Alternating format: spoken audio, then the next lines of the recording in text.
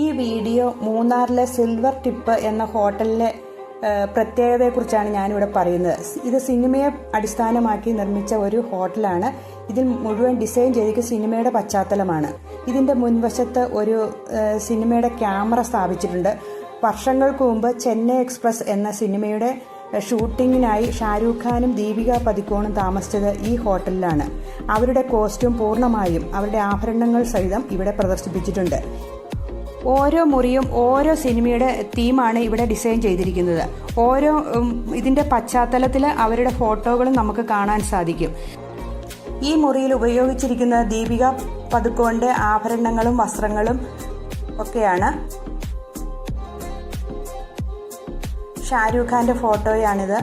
ഷാരൂഖ് ഖാൻ ഉപയോഗിച്ച പാൻറ്റും ഷർട്ടും അങ്ങനെയുള്ള കോസ്റ്റ്യൂമാണത്.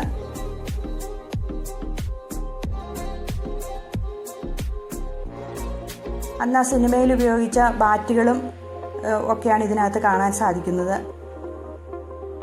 ഷാരൂഖ് ഖാൻ്റെ ടീഷർട്ട്. ഈ ഹോട്ടലിലെ ഓരോ മുറിയും ഓരോ സിനിമയുടെ പശ്ചാത്തലമായിട്ടാണ് ഡിസൈൻ ചെയ്തിരിക്കുന്നത്. അതിമനോഹരമായ ഒരു കാഴ്ചയാണ് നമുക്കിവിടെ കാണാൻ സാധിക്കുന്നത്.